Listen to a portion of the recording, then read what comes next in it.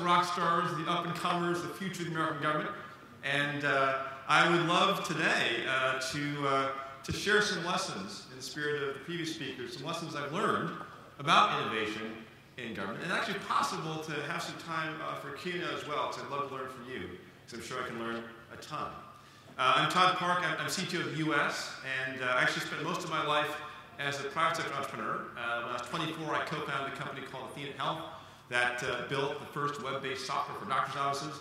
After 10 years of back-breaking work, we took it public for north of $1 billion. A year later, to stay married, I retired and had a baby with my wife, moved to California. It was hard to stay retired, so I started two more companies, one called Castlight, which the Wall Street Journal named the #1 venture-backed company in America, and a company in India called HealthPoint Services that delivers affordable clean water, drugs, diagnostics, and telehealth services to the rural poor, and won recently an award from India as the top social innovation in healthcare.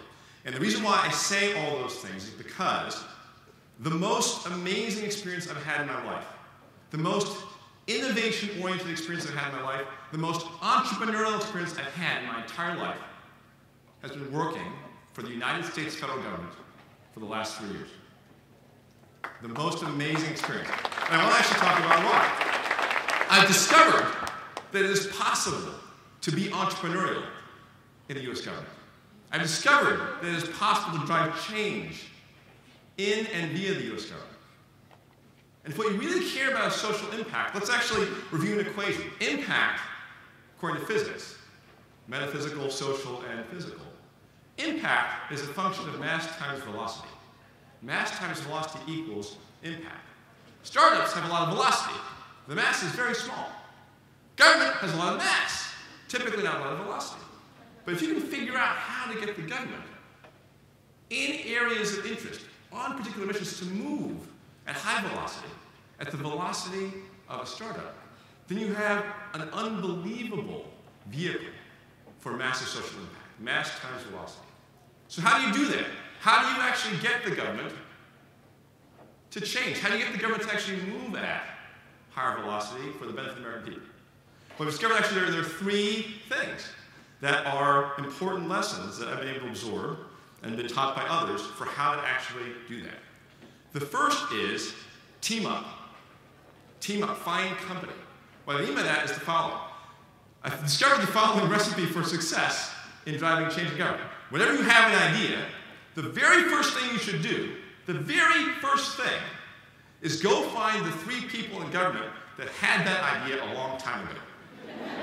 I guarantee you they are there. Or a related idea or similar idea, right? Go find them. They know a lot more about it than you. They've really studied and obsessed about how to make it happen. They know all the rules to follow and actually how to make things really work within the bureaucracy, right? And they desperately want to make it happen. Go find them, then recruit them into a virtual team and say, look, I'm going to give you the air cover, the space, mow your lawn, bake your kids' cookies, whatever it takes to give you the opportunity to do what you've always wanted to do. And then watch what they'll do, because what they'll do is rock your world. Rock your world. Now, it's a little bit of a trick to find these folks. There's no directory of them. You can't look them up online somewhere. So how do you find them? Well, you basically have to network the old-fashioned way. And what actually happened in my initial phase, I'm still doing this actually constantly, and it actually speaks to something that Carmen talked about, like meeting random people. The way that I actually found these folks is I actually found at least one person who I thought might be interested in innovation or a particular issue. And I asked them, who are the 2 people I should meet that you know? Then I asked those people, who are the 2 people that you meet that I should meet that you know? Then I asked those people, who are the 2 people? And so geometrically, you actually pretty rapidly can network your way to the people you need to find. Now, one interesting side project that I'm beginning to think about is how to make that a lot easier. We'll talk about that more at the end of this talk. So find the people that had your idea a long time ago, recruit them into a virtual team, and give them the air cover and the space to rock and roll. Lesson number 1, team up. The second is understand and employ the principles of lean startup. So how many folks have heard of lean startup? Okay, actually it's pretty good. Assignment for you, if you actually have a moment, and I would make the moment if I were you, go find this book, Lean Startup by Eric Ries, R-I-E-S, and read it. You can read it in like 8 hours, and it will improve your probability of affecting change by about 72.7%, give or take, right?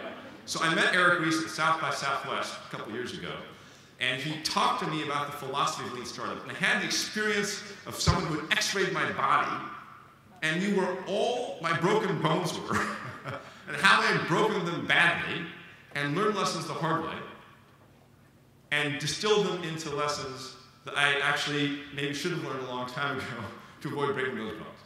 So he's basically distilled a common sense recipe for entrepreneurial success, intrapreneurial success, change management success. The best way to give you a high-level articulation of it is to describe what it's not. Okay? Here's what lean startup is not. Here's what a successful change management recipe is not.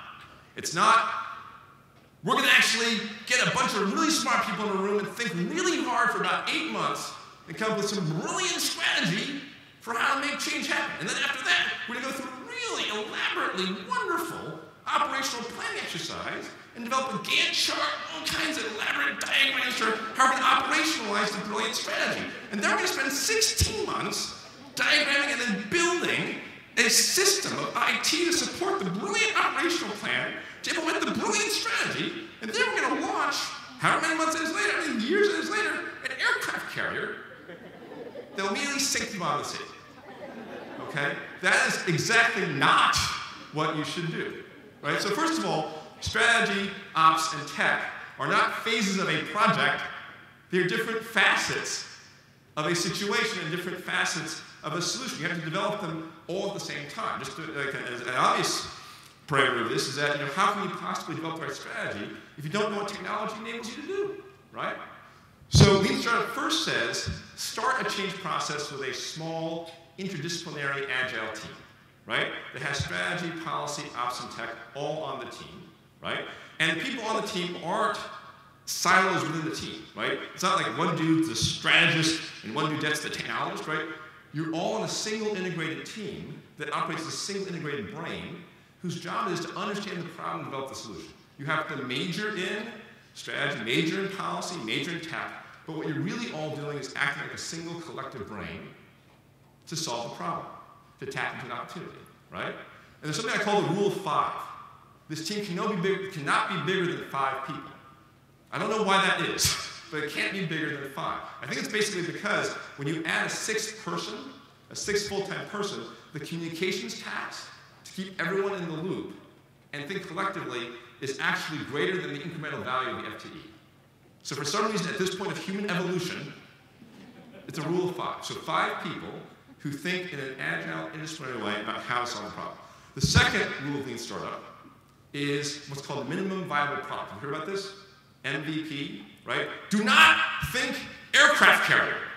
Think toy boat in your kid's bathtub, okay? Think of the smallest possible version of your product, smallest possible thing you could do that you could deploy super rapidly to get customers to engage with you so you can begin to understand what they really want and how to really solve the problem, right? Focus groups and customer interviews are famously horrible at really elucidating what true answers should be to a problem, right? So no focus group would have revealed the internet or the iPod. So here's the thing, whether it be a new process, whether it be a new website, a new app, a new program, think of the smallest possible thing you can begin to actually put out in the marketplace in some pilot mode so you can begin to get the time of day from your customer, stakeholder, et cetera, whether it be a citizen, another government employee, business sector, et cetera, so you can begin to unlearn the 80% of what you've been assuming that's wrong, understand what 20% of what you've been assuming is right, and then build from there. So get to market, engage your customer as soon as you possibly can, because until you engage them, how could you possibly know what they're going through? How could you possibly really understand what they want? No one's smart enough to do that, particularly when you're talking about something that's brand new. The third rule is rapid iteration. Iterate super rapidly. So iterate based on learning from your customer, your new process, your new product, your program, your new feature, in cycle times that are measured in days or weeks and not months or years. Not months or years, right? Learn, succeed, fail, succeed, etc., right? In this context, failure is actually an incredibly important, efficient learning mechanism, right? And the risk is actually very, very low. Why? If you fail after you spend $2 billion in 3 years, that's a huge problem, right? If you fail after spending 3 days of 5 people's time, much less of a problem, particularly if that failure, in fact, teaches you something, such that when you get to the end of the process, you build something that rocks, right? And I would submit to you that if you didn't have a certain amount of failing early on in your iterative cycles, you're not going to get to the thing that rocks, right? So rapid iteration makes the cost of failure incredibly low, and in fact enables you to use failure as an essential tool to get to rock and rolling. So small, agile, interdisciplinary teams that think like the collective brain, rule of 5, right? Get to your customer and get them to engage with what you got as soon as you can, right? And it may not be like a live new regulatory process, but it could be you get them in a room and say, let's actually do a war game, right? How would you actually react to this process, right? With this prototype, wireframe, paper diagram of the website, right? Engage your customer as soon as possible, right? Rapid iteration to organically arrive from the bottom up at both a crystal understanding of what your customer really needed and the solution that gives it. So lean startup, I discovered, is actually not just really effective in government. I don't know how to make change happen in government any other way, right? It's kind of ironic that the waterfall process of really smart people sitting in a room and then incredibly detailed Gantt charting and then super deep systems building. It's incredibly ironic that that's done in the name of risk mitigation, because I can't imagine a riskier way of making change happen than that. Lean startup is the most conservative, sober-minded way to make change happen. I think it's frankly the only way to make real change happen, at least in my experience.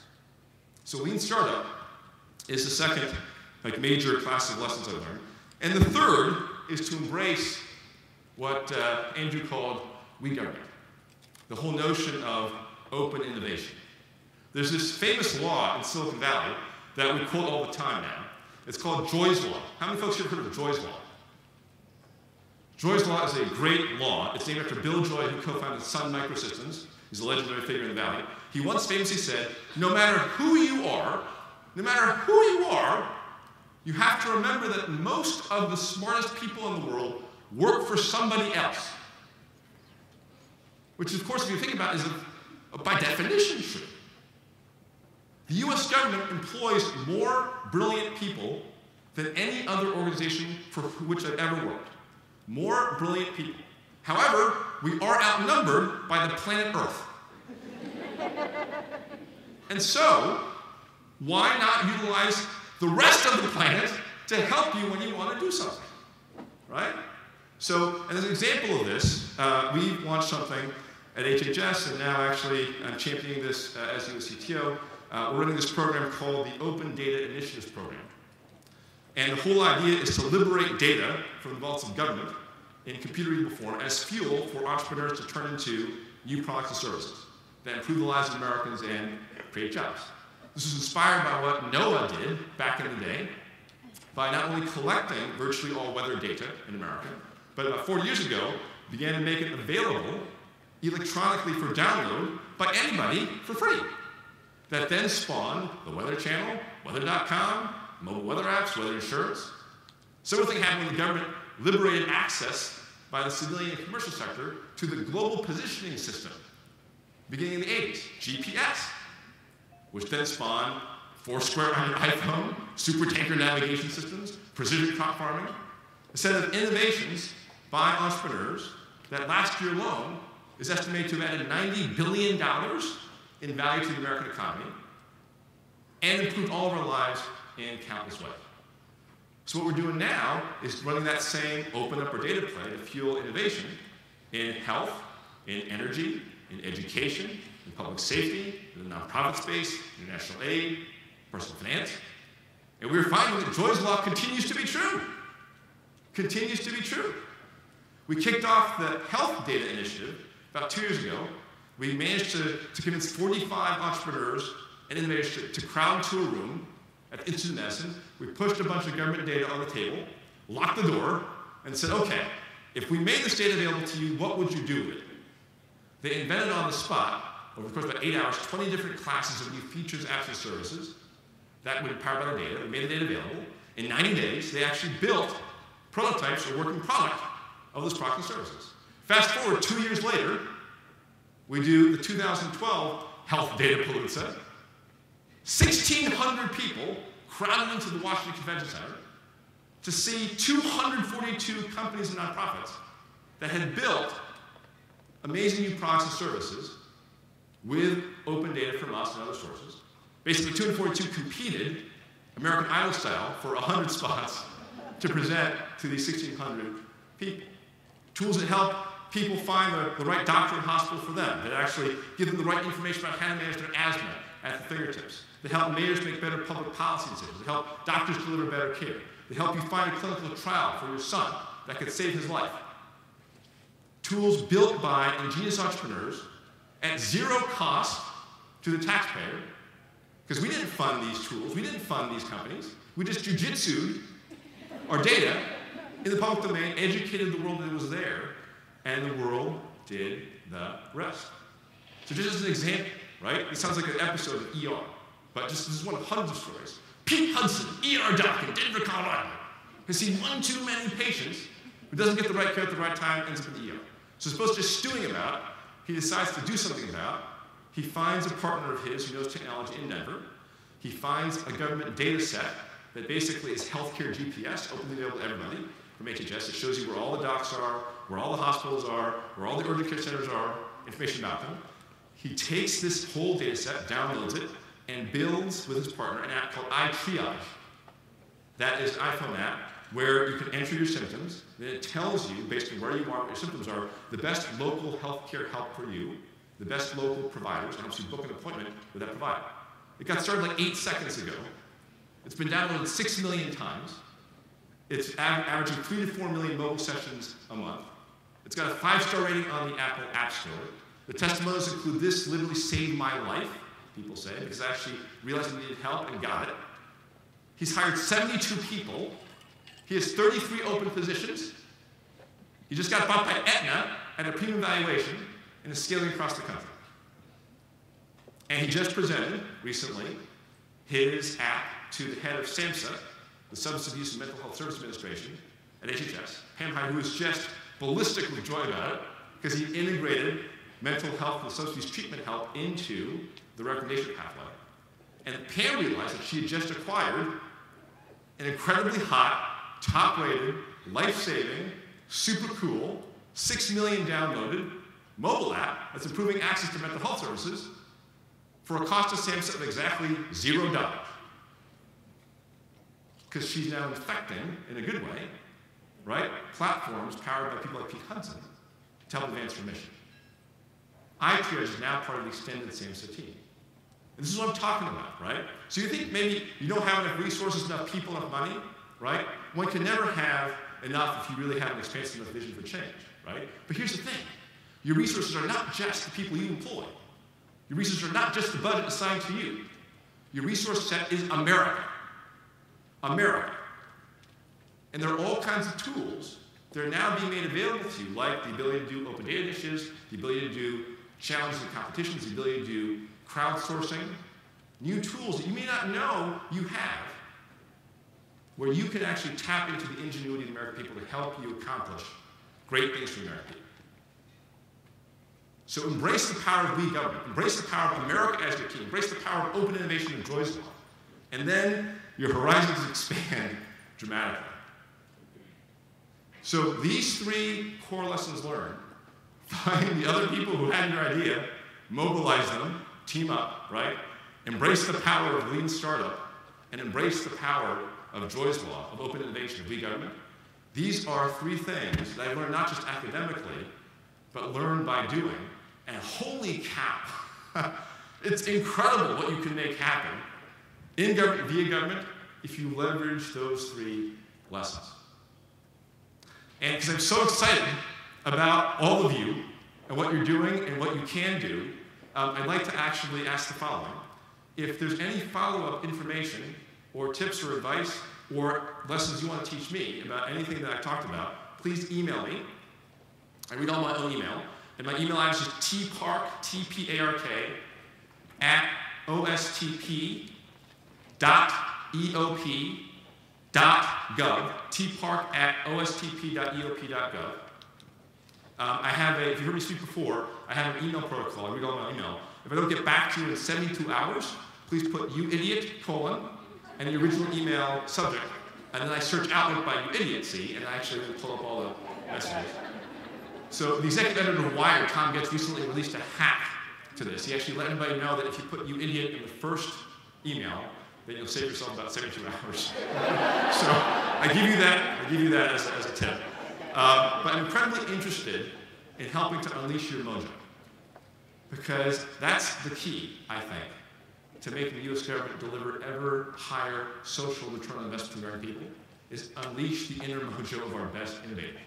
And there's actually a more specific question I have, which is that, remember I was talking at the beginning about how kind of difficult and labor intensive it is right now to find other people that have your idea and that want to team up with you to actually make that idea happen? We're spinning up a project soon to actually try to do something to make that a lot easier. And we're going to pursue it lean startup style, so we don't have the exact kind of super detailed strategy and detailed sort of diagram how it's going to happen. We're just going to start by trying to make it happen and learn from there. If you're interested in joining that effort about how to actually make innovation networking to find other people with like minds and like ideas easier, then also please email me and let me know that you're interested in the, let's just call it the Innovation Networking Project. Innovation Networking Project. Just put those keywords in there and then I'll sign you up to do that. Because I can't imagine a better base of both beta customers and partners than this room. So thank you so much for everything you're already doing to make government do amazing things for American people. Thank you even more for what you will do going forward. If I can be helpful to you in any way, please don't hesitate to let me know. God bless you for serving your country. May the force continue to run strongly in you. And God bless America. Thanks so much for having me over.